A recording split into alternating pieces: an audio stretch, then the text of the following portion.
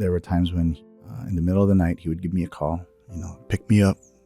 I'm over here on this corner, his face would be bloodied. There were so many times during the journey that I thought I was going to quit. Quit life, quit the band, quit. Yeah, all of it. One of the things that I saw that would help him make a change in his life was if he was in the church. All friendships go through highs and lows, but what happens when a friend refuses to give up in saving someone's life? Refuses to give up in helping a friend make changes in his life? Because God is the solution to all things. Welcome to part 2 of our conversation with longtime friends and Kai bandmates, Brother Andrey Silva and Errol Viray. You're listening to this special episode of the Making Changes podcast. I'm your host, Aliu Garcia Pablo. Today's episode is about friendships that run deep and friends who never give up. That was the only solution that I could think of to be able to help my friend, my brother. Well, hello, Errol. Hello. Welcome to Making Changes podcast. Thank you for having me. Appreciate it. Can't help but notice the shirt, though. Like, we got to show off the shirt first. Yeah, I had to, right? Look at that. I'm trying to find out when I'm going to get mine. You don't have one? Yeah, no, You don't have one? I gave it to your brother.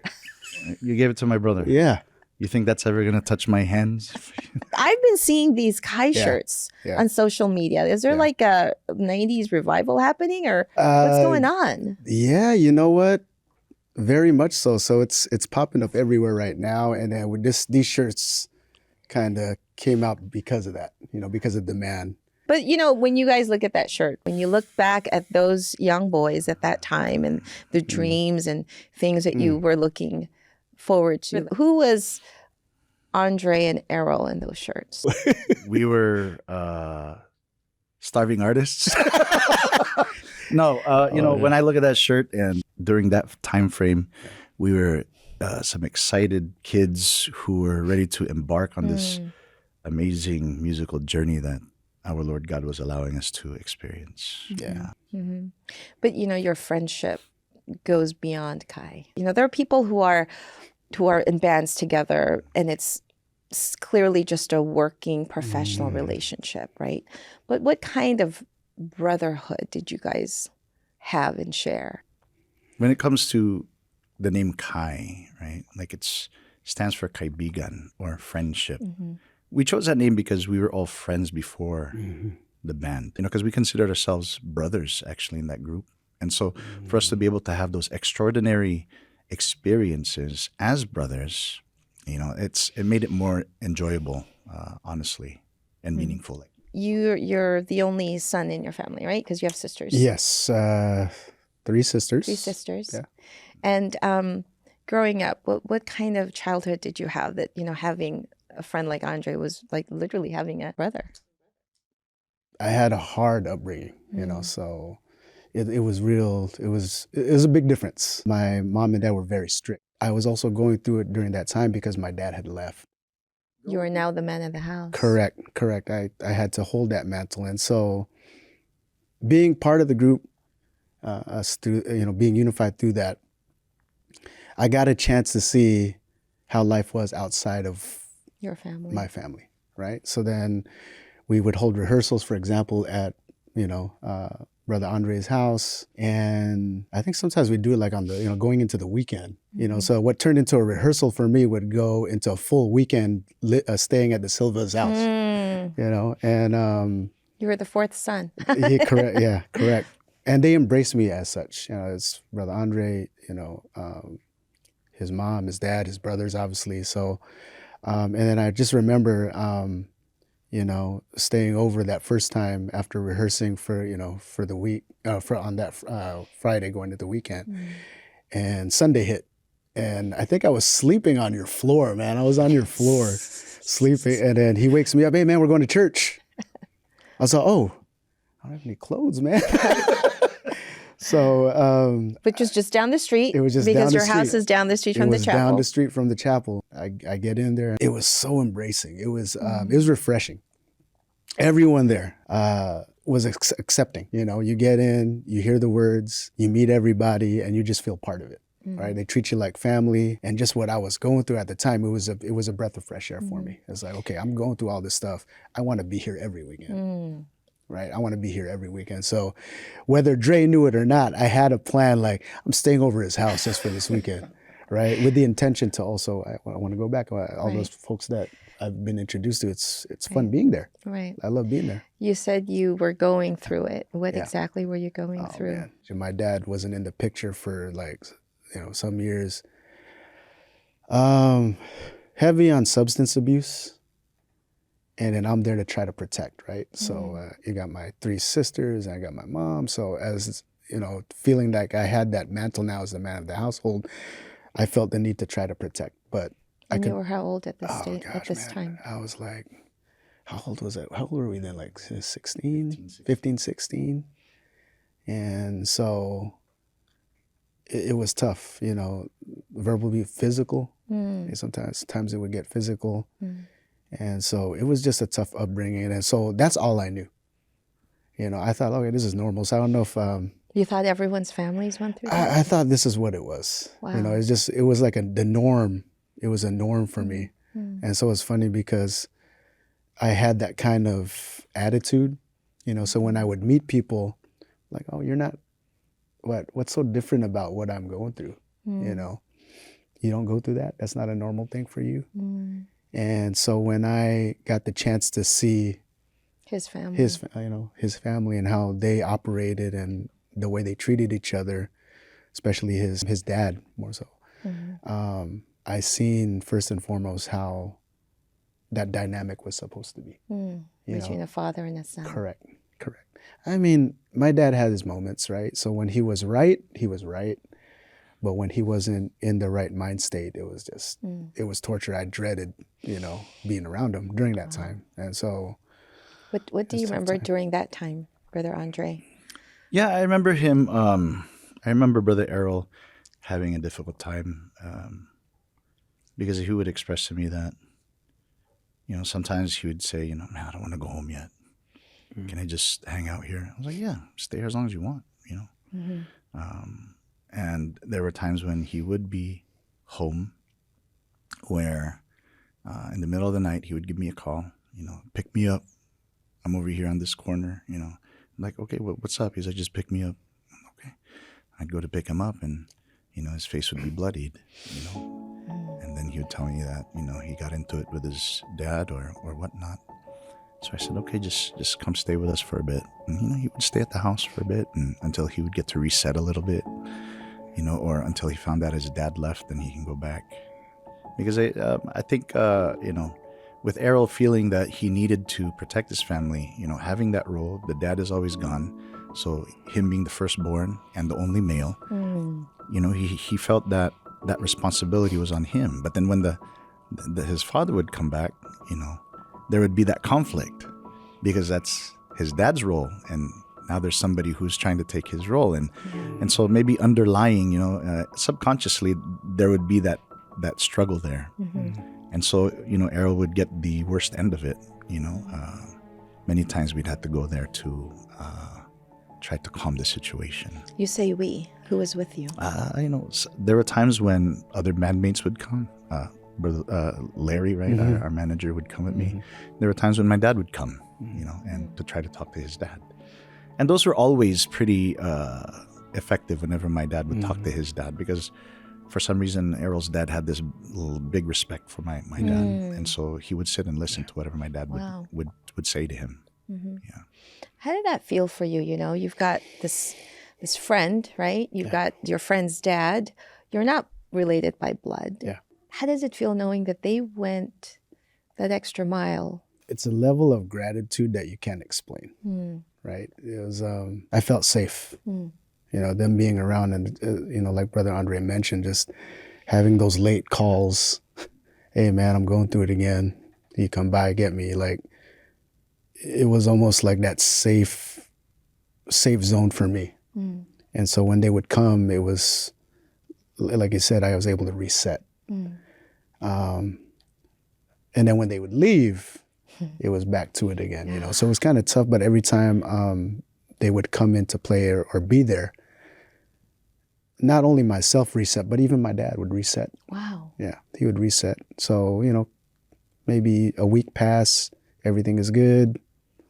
Following week, back to it again. Back to it again. Yeah, so same thing. Brother Andrey, you mentioned earlier that you wanted to help Errol because you knew that only God could help him. You wanted to help introduce him to the church because you knew that only God could help him. I know my personality is, if I care about someone, I'm going to help them, and nothing's going to stop me to help them. And I knew that the only one who could truly help his situation was God. You know? But I also understood that I can't just throw it at him and say, hey, you know, there's a process that we got to go through. Right. So the introduction, you know. First, I'm going to splash some cold water on Brother Errol. Get ready for church. We're going to church. Surprise, you know. But then I know that when he gets there, God's going to take care of him. Then you know, the seed of faith will get planted. And God will nurture it, you know, and he'll use the brethren in that locale to also nurture it until, you know, that faith grows in him. And that was really my goal, for him to have that kind of faith, for him to realize and to know and to come to understand that, you know, God is the solution. You know, trust in him, rely in him, you know, trust in what he can do for you in your life. And, you know, that was the blessing that I was hoping he would receive from God during that time. And so that was, you know, one of my main goals for him to stay at the house, was to bring him to church. Of course, after hearing the lessons, you understand how undeniable it could be. Once God's speaking to you, you know that he's speaking to you, right? So finished the lessons, went through like a period of attending, and I don't know how busy we were yet with traveling. It was it didn't get chaotic yet. Yeah, it was about to be. It was about to be, yeah. We were on the verge with Kai at that time. And so, you know, finished the lessons. However, the devil works, right? The devil's constantly working. And with everything that was going on again in my life, I strayed away. So I never finished, didn't get baptized. And then Kai happened. So now you're on tour. Now we're on tour. Yeah. And so now you're on tour and worship services are happening and Brother Andrey makes sure that he's going to the worship services.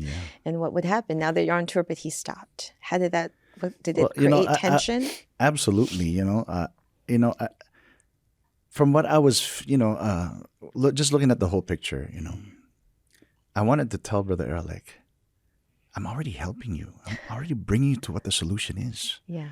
You know, why are you letting it slip away? You know, and so there was a level of frustration in that.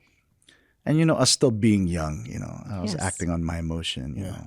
We'd be on the road together for a month and I'd be like, if I saw him, I'd be like, you know, not talking to him. But how were you guys on stage when you would perform? But on stage, it's business. Yeah, Errol, all right, you know, doing that thing. And then off the stage, it's like this again. Like, there'd be that tension, you know, there'd be so much tension. But I would, you know, I would always go to the worship service and I would always test him and be like, hey, tomorrow morning I'm going to go to the worship service. Yeah, why don't you come with me? And he's like, yeah, if I wake up. And so the next morning I'd wake up and I'm like, he's not going to come. Yeah. So it was like constant like that. But you'd still invite him I would every invite time. him every time, you know. Every time. And I would. Sometimes he'd go? There were times when he would come. Yep. And you know, and that would make me happy. That would bridge the gap a little bit, you know. But you know, I was always praying for him during those times I'd go and he wouldn't come. I'm like, man, God, please help him. But despite it all, he never gave up on you. And he still took the time to invite you. What was that like for you? I mean, it was just, I didn't understand why. Why is he so content? Like at one point I was like, man, why does he keep inviting me? I already stopped. And then at a certain point I was like, okay, he really cares. Like, so he cares for me. But it was just amazing to me to know that, man, this guy's still trying to invite me. I think the love that we had, we're so close. We came into the group and we hit it off right off the bat. We're close. Yeah. So I don't think that ever changes. The relationship doesn't change. It's just the perspective, right, of what we disagree on. Yeah. Just like any brother and sister, like you Right. mentioned. Siblings, yeah. Just because we get into like these Yeah. little rifts, it doesn't mean that we don't love each other. Exactly. Right. Exactly. The reason why I was so persistent was because even when he stopped, the problems continued in his life. They got worse. They even got worse. They got worse. So I was like, oh my gosh, come on. And I would have those moments when he would invite me, when I'd see how persistent he was, having worship service as the forefront of our contract, making sure, hey, he was making it, him checking in the night before to find out where the worship service was at, whether it's driving 2-3 hours away to check that the night before, going, maybe 2-3 hours after going, then goes back to worship service. Wow. And then it comes back and we do a show. Yeah. Right. So it was just amazing to me how persistent, but also it's like, it always made me think back. So then I'd start thinking like, man, God, are you calling me now? Are you using him as a tool to get to me? What is it? So in the back of my mind, for all those years we were doing this thing, it always stuck. Right. And not to mention you go through those lessons. Right. And you know what it is, you kind of trick yourself into like thinking that it's not the truth, but in actuality, it's like, it's overwhelmingly the truth. There's nothing behind it where you could deny it. So fast forward, I had gotten back with my high school sweetheart, Sister Leslie, and the second go around of Bible studies, we went together. That was actually a tough one too, because Ooh, Sister Leslie. So Brother Errol's already decided, this is it. I'm going to join the church. And, when he first told me, I was like, okay, I'm going to help you. I didn't want to show him that I was too excited. I was like, okay. But inside I was like, yes, right. But so he got started, and then we were trying to convince Sister Leslie. Yeah. I was like, can you talk to her? I was like, okay, let's go talk to her. And she was adamant about, no, I'm not going to join your church. I'm not joining that church. And then I was like, I'm not saying join the church. I'm saying, come and just listen. See what your husband is trying to get into, see what he's, and she said, okay, fine, I'll go, but I'm not going to join church, because her family is deeply involved in their church in Hawaii. Yep. Right, in Hawaii. Me and Brother Errol were talking later. We're like, okay, at least we're going to get her in the door. Please, dear God, do the rest. We had a game plan. We had a game plan. Yeah. So now it's both of you. Yeah. So it just so happened that the lesson was pertaining to the day of judgment. Yeah. Right? I said, ooh, this is a good one for her. Halfway through the lesson, I'm throughout the whole thing, I'm like glancing at Sister Liz to see her reaction. At one point, she started crying.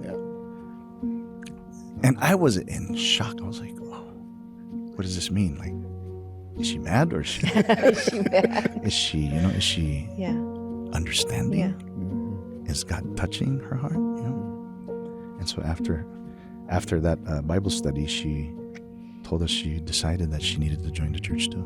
Wow. I was like, wow, that's a miracle of God that he performed right in front of us. And so, when you get that feeling of inviting somebody and the teachings that we uphold touch that person that much, like you almost get the first time you almost get I don't want to say addicted, because but for the lack of a better word, you want to feel that again. So I'm gonna start inviting everyone, and that was what drove me to always invite people to listen to the doctrines of the church, to see what our Lord God did to Sister Leslie, to see what the Lord God did to Brother Errol. That was one of the things that was just so amazing to me, which is one of the reasons why I also started thinking about the ministry. Yeah, I want to do it full time. Yeah, fulfilling. Yeah, it's fulfilling. So fast forward. So now you and Leslie both joined the church together. You're baptized together. On our 1-year anniversary as a married couple. Was when you were baptized. As when we were baptized. Wow. In San Francisco. And who else were you able to bring into the church, Brother Errol? Ironically, ironically, I actually invited my whole family. Yeah. So I felt a responsibility at that point because of what I heard and just getting baptized, that I need to get my family in. Was there one particular doctrine that you're like, this is it? There's no, I mean, you said, everything. I mean, I think it's just everything, right? Like I said, like you're hearing all those lessons and it's undeniable. You go to worship service, you're listening at all. But I always go back to not a particular dog, but the book of Job. I remember Brother Andrey, like at certain points, he would always point to that book. And so I'd always refer back to that book and just what he went through. And I go back to what I went through. And so when I got baptized, like I felt it my responsibility to invite my family. And so I invited the whole Clan. And so we were doing the Bible study. They all signed up. 2 of my sisters joined. 2 of my sisters became members. And then not too far long after that, my dad also got baptized. Wow. Yeah, so he somehow found his way. Wow. Yeah. And so... I told you God was there. You did. Did you ever think, I mean, even with you, Brother Andrey, having seen what his dad has gone through, his whole family, did you ever think in a million years that his dad would be called as well? When it comes to the wondrous works of our Lord God, you can't put a limit to it. And so when that happened, I said, God really is and was the solution for this family.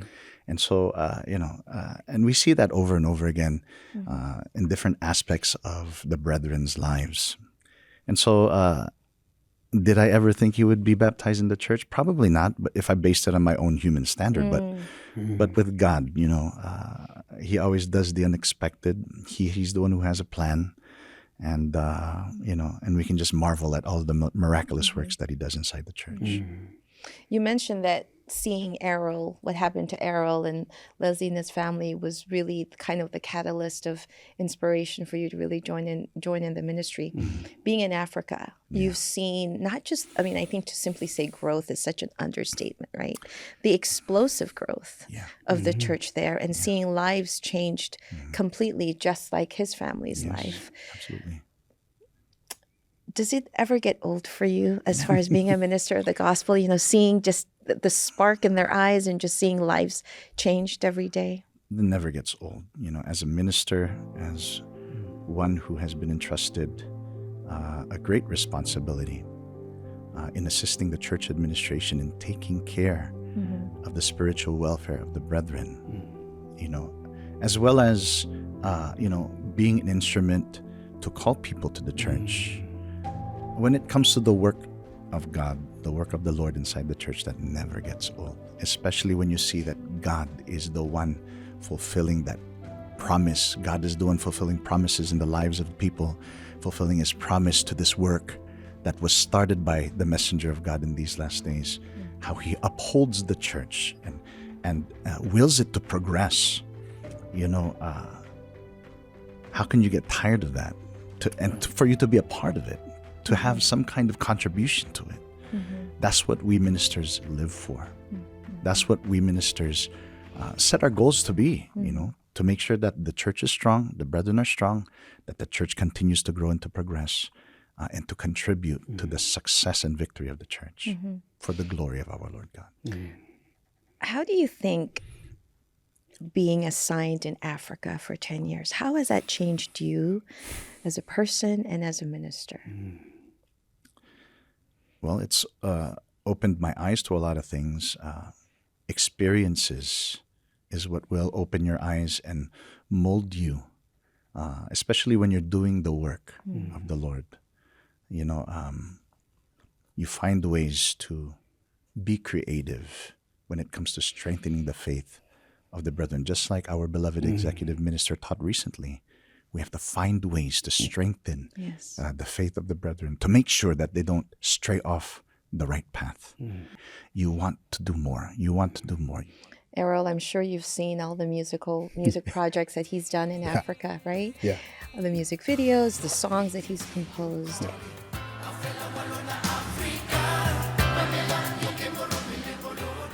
You've been with him since the beginning. As you're seeing all of this full circle moment happen, right? His music gifts being used in Africa, a whole different culture. I'm not surprised, because we would spend endless hours in Brother Andrey's room / the studio. And I seen the adjustment he made from the music that he was making. And that's how I kind of knew, like, okay, this brother, he's about to be a minister. Right, because so you felt it already. I felt it already. He's making music, and it slowly shifted into, Christian music, songs about God. And that's how I kind of knew. So I'm not surprised because of just the passion that he has for music and just the passion he has to create it. But it's amazing to see, as you mentioned, to what degree God has used him as that instrument, or one of those instruments in using music to get, get to people. As you guys are sitting here, 30 years later? Something like that? 30 years? Is my math right? Yeah. Decades It later, is. right? Unfortunately, like that? you're on the spot. It has been. So we're sitting here 30 plus years later. Like I mentioned, Brother Andrey is a district minister. Brother Errol is a deacon with a family of your own. You both have families now. Your wife is also a strong officer in the church. What does it say about God's plans in our lives? He never, you said it. There's always a plan, right? The plan is always going to be fulfilled.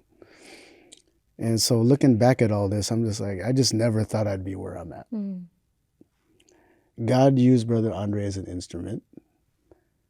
Would you say 30 years ago? I think so. I think that's the math. 30 years ago. Yeah. I went through 2 indoctrinations. I quit after the first one. I came back with the person I love the most, where you're coming from a point of like, man, where's my life going?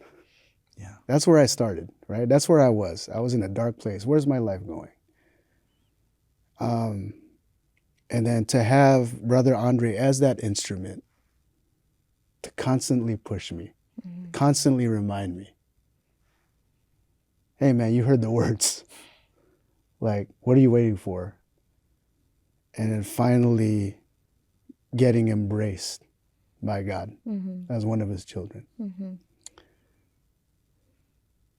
It's unspeakable. You can't even explain it. Why?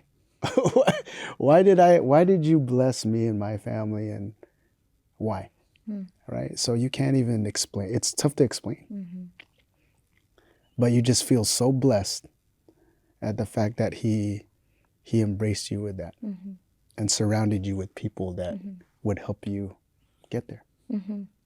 Brother Andrey, what advice would you have for people who maybe right now be in the midst of a friendship like yours, right? Someone who's trying to help another friend, trying to help show them that God is the only solution, the church is the only solution.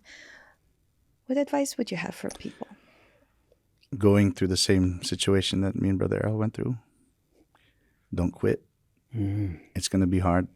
Expect it. Don't be surprised if there are difficulties, if there are hindrances.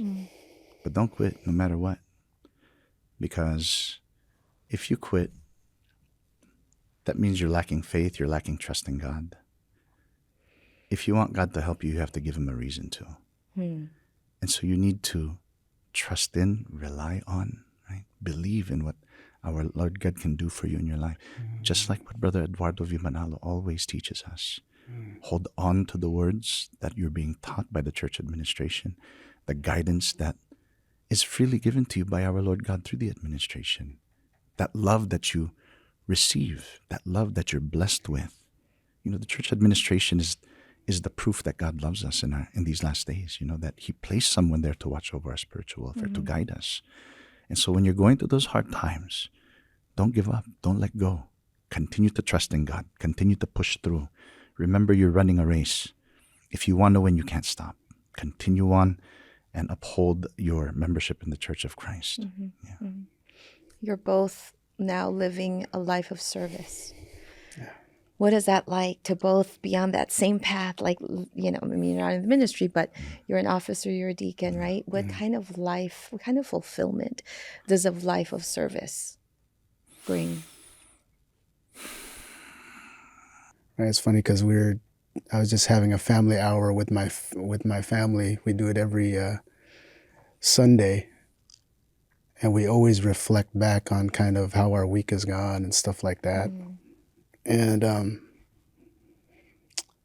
you know, we're at our best when we're at church, right? Fulfilling our duties, and when we're not fulfilling the duties, we notice there's a little bit. You know, if we're not as active as we should be. You know? Because when you're not as active, when you're not as engaged, like you just see that God kind of He'll put you through a little bit of turbulence, and you're like, okay, I got to get back on track. Reminder. Yeah.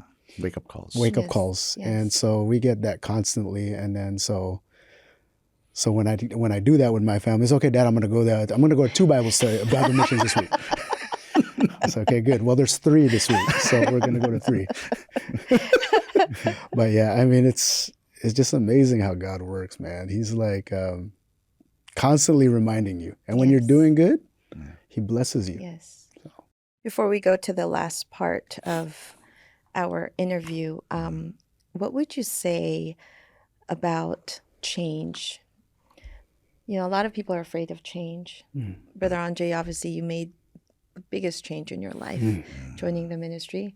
Brother Errol, you made the biggest change in your life in joining the church. What would you say about change when God is part of that change? Embrace it. Yeah. Embrace it. If God is part of that change, embrace it, because again, He has a plan. And realize that the only thing that will never change is change. It's gonna happen. It's going to happen in your life whether you like it or not. Just make sure that God is part of every change, that He's behind that change by being close to Him. And every change will be a next step up closer to Him. And so, you know, when you look at it that way, you will welcome it, embrace it, and want it. When is God going to change it for me again? And, you know, you'll end up looking forward to it. You see the difference, right? Earlier, I have friends that aren't part of the church who have families themselves. And you see what they go through, and then they don't have any foundation. You know, you could tell God's not with them, right? Because either they, like, for example, mother and father end up separating, and you see that firsthand, and you're like, you know, with God, you know, being in the church, you always have that foundation. And so even the worst things, the most impossible things, you could always get past, right? Because you always have that foundation. And so, you know, me and my family, me and Sister Liz, we always talk about it, like, man, you imagine what it would be like without God, our family. Especially the way you are. She always pointed out, especially the way you are. Yeah. Especially how stubborn you are, right? And I said, no, I mean, I just can't see my life without God. And then you see all these, you know, the friends, and, you know, they don't believe, they don't have that same amount of faith, and just things fall apart very fast, you know? And so it's just a blessing to, you know, to have that, you know? And so I always find it my duty to, like, share. Like, I got to share. Like, every week I got to share. Same way He did with you. Yeah, exactly. And persistent with it. I got, like, friends who just get annoyed with me. So, bro, thanks for this link. You sent the same link to me like 3 weeks ago. The same one. You sent me. I was like, oh no, I forgot. But how come you don't give up? How come you don't give up? Because I know the gift that I have, or that I've been given, that I've been granted, that my family's been granted. So why would I not share that? Yeah. Especially just like Brother Andrey, when you taught me how to love, bro. So like, especially when you love people that much, you have that amount of love, like Brother Andrey mentioned earlier. It's like you just can't stop. You have to keep sending it to them. Yeah, because like for instance, when I see the change that God did in his life, that's why you keep sharing, because you always want to see that change in other people, making changes. Yes. Yeah. That's what we want to see. I mean, That's I'm what we want to the see. testimony. I'm that testimony. Like I just can't believe I ended up where I'm at. I just can't believe it happened. How did this happen? It's all God. It's all God, right? So then you gotta. I told you God was a savior. You did, man. Thank you. Did. Well, now you mentioned that Leslie says sometimes, what if God was never a part of your lives, right? Yeah. And what if Brother Andrey and his dad, Brother Ray, never took the time to You're not gonna do this. Do what? We have Brother Ray on here with us in our studio. So if we can have Brother Ray on, Brother Andrey's dad, and we'll close out this conversation. All right.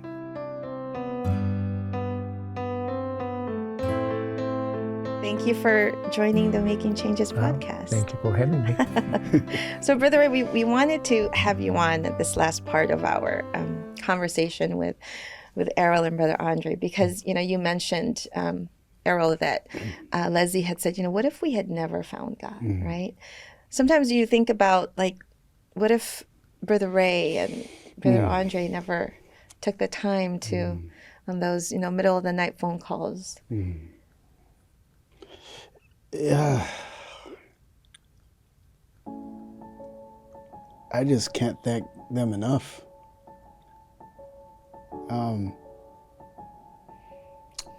Brother Andrey was one instrument, right? But God used his whole family. And when I was going through my toughest of times, I said, I told you wouldn't do this to me. It's happening now. I'm a big softy like that. Anyhow, it's I'm just forever grateful. Brother Andrey didn't have to pick me up at the corner of my street when I was going through what I was going through, but he did. When my dad was doing what he was doing, and I don't know where to turn, I got his brothers and sisters not even willing to lend a hand to help their brother. Your own uncles. My own uncles.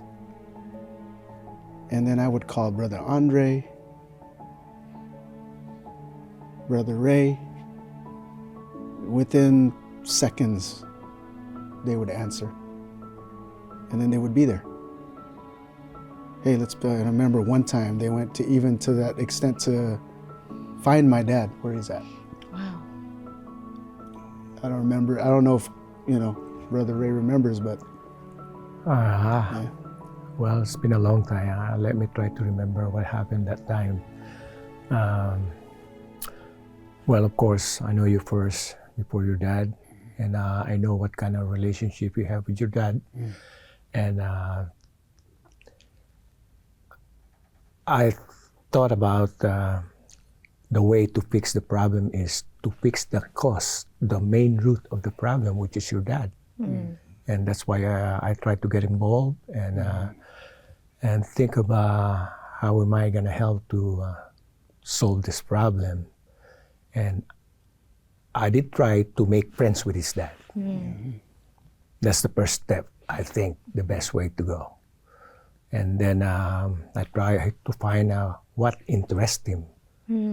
And I learned that he's into music, and I play guitar a little bit. So that's where we, that comes together. And from there, I start helping him, guide him to the right path. So, Brother Ray, even though you knew what his dad was doing to him, to his family, you didn't get mad at him, but instead you showed compassion and you tried friendship first. Exactly, because what's the use of get mad at him? It's gonna make a more kind of Gap about it. So I make friends. Yeah. Were you not scared though, Paul, Brother Ray? Like when you mentioned your dad would get violent, you weren't No, scared because I'm bigger than his dad. For one thing. I can just... So that's not a problem right Okay, there. okay. But you know what you did, Brother Ray, what you did, not a lot of people would do. You're not related to him. He's just your son's friend. I don't know if a lot of, people, if a lot of deacons would do that, but why? You didn't just do it one time, Brother Ray. This was an ongoing problem. You answered the call. You picked up the phone every time. Yeah. Well, I want to help him for one, the first, because I know his relationship with Andrey. They are close friends. And that's my goal, to have his dad and him, Brother Errol, to have a good relationship to each other. Yeah. Yes, yes. When you would see their relationship, did you ever think, one day I want that with my dad? Well, not even lucky. I was blessed, blessed by God that I had a chance to see what that kind of relationship was supposed to be like. So when I would communicate with my dad, I knew how to guide the conversations, right? And then he would think, so, Brother Ray would be around, just like he said, try to build that friendship. He would circle back to the good dad, when I would see those moments, or when Brother Andrey would even have those conversations. And so we don't have the perfect father-son relationship, but we have our moments, But I always bring it back to church with him. Errol's dad is currently in the Philippines. And one thing that Errol is thankful for is that his dad continues to be a strong member in the church and on the right path to salvation. We're talking about change, right? Yeah. Making changes. Yeah. Did you ever think that your dad was capable of that change, of actually joining the church? No. He's at his best when he's dialed in with church. I said it earlier. When he's dialed in, he's at his very best.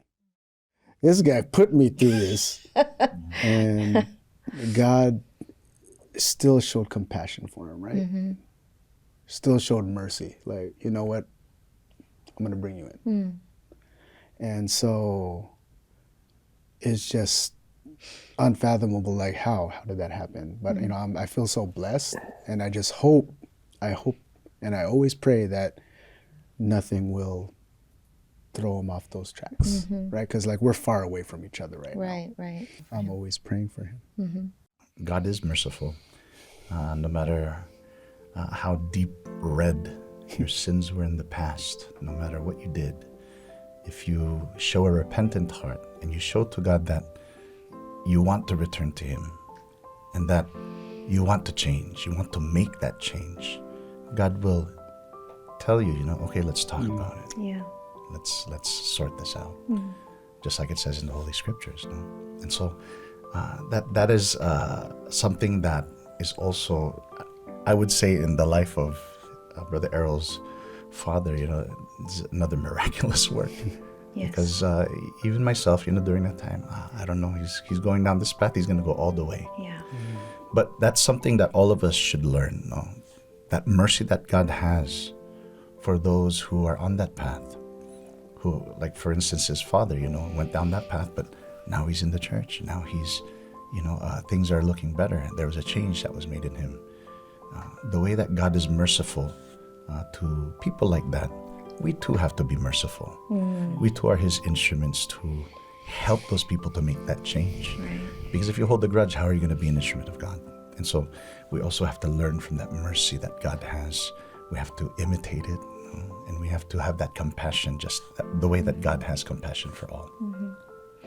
How come you never gave up on your friend?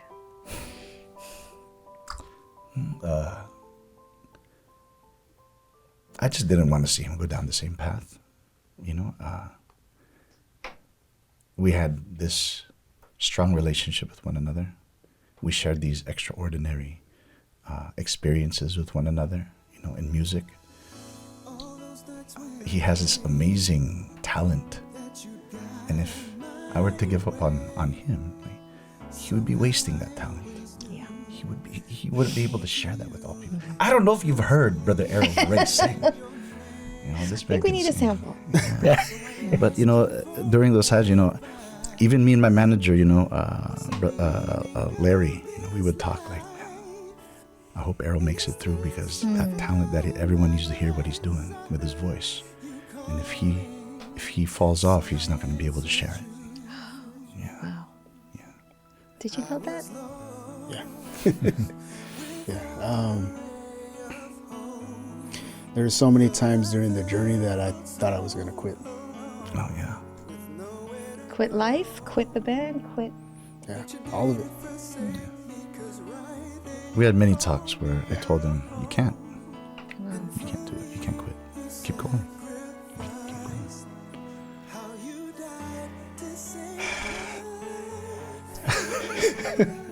I see you getting emotional, Yeah, Errol. yeah. What's behind the tears? I'm just...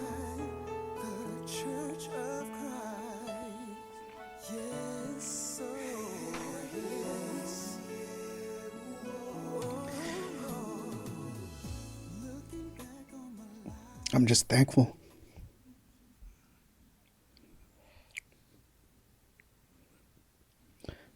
It was a long road.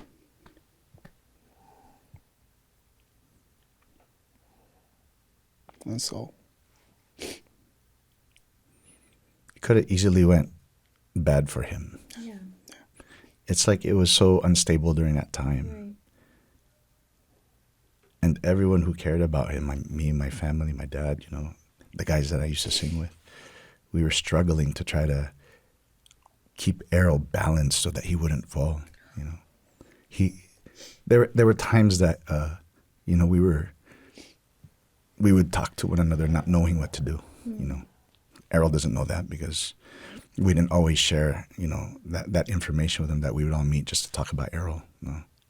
But Errol was, just like any family unit, Errol's our brother. We can't leave him by the wayside.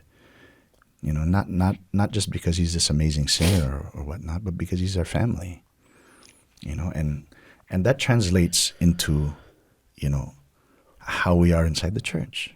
Love of the brotherhood. We don't leave each other on the wayside. You see your brother in need, you help them. You see your sister in need, you do what you can. Why? Because that's the doctrine. That's what we're taught by the church administration, by God. And so even at an early time in our band, and so seeing how Errol's life was going, that was always something that I knew we practiced in the love of the brotherhood. At all costs, you protect it. Even though he wasn't your brother in the faith. He wasn't yet. not yet.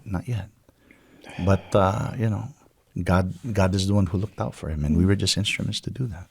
Yeah.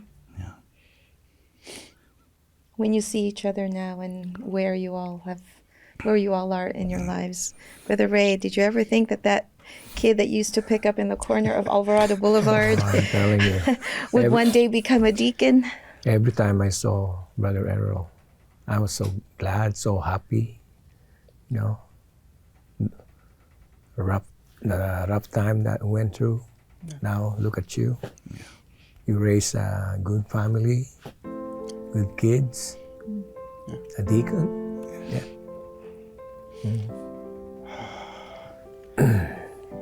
Yeah, I mean, I'm proud of him. I'm proud that he was able to rise above all of it. I didn't think I'd make it there. Yeah. But I'm glad I did. Me too, man. Yeah. Make sure you stay there, okay? I already told you, if you come... All right, we're going to be in the tribuna one day together, brother. Won't that be something? But I'm going to go on Brother Andrey. See, he's wiping his tears. What are the tears for, Brother Andrey? What you're Tears getting of joy. Tears of joy. Like I mentioned earlier, as a minister, we want to see this happen in the lives of the brethren. Yes. What more to someone who I'm so close to, and to actually be a part of that project that God did to change him. Yeah. I mean, my goodness, I got to go find more people with problems. Do it all over You got to again. bring your dad. Dad, we got a mission. I mean, I just can't. There's not much more gratitude I could, that I could have for, first and foremost, God using every instrument that He did. Meeting Brother Andrey and Brother Ray, and then just ending up where I'm at this point in my life, and now just guiding my family and my children into the next stages of their life. And so, thank you. Thank you, brother. Thank you. Always here for you. I can see you as a future head deacon. Future head deacon. You know what that's called, Brother Errol? God's call. Part two. Well, we just want to thank you first, both of you, Brother Andrey. Thank you for flying all the way out here. And we're so thankful to the church administration for allowing you to be on the podcast and to share your story. And to Brother Errol for sharing a story that I don't think a lot of people know about you. We're in the same local congregation, and up until researching for this podcast, I had no idea what you had gone through. And thank you, Brother Ray, for being the father figure that you are and that you were for Brother Errol, and still is to this day. And we really hope that this podcast will not only be an inspiration, but something that will get all of us, everyone who watches, to say, let's take that extra step to show mercy, like you said, to show care for someone who's quietly struggling. Because you just never know, right? You just never know what God has in store, and the plans that He has for them. Thank you. Thank you so much. We hope the story of this lifelong friendship inspires you to reach out to a friend looking for a change in their life and looking to God to be the solution for their challenges in life. If you found value in what you heard today, share this with a friend and anyone who you know could use the story. For more Making Changes podcasts, log on to IANCmedia.org or find it anywhere you listen to podcasts. Thanks for listening, and may your change uplift you.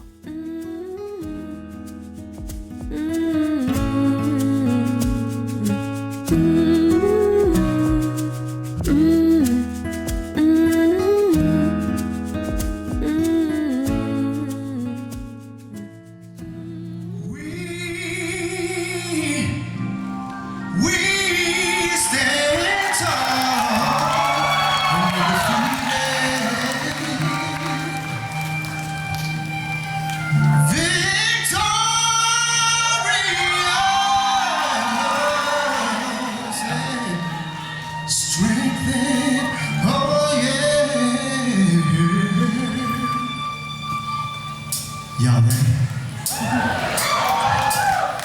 Our strength comes from God, the Almighty Father.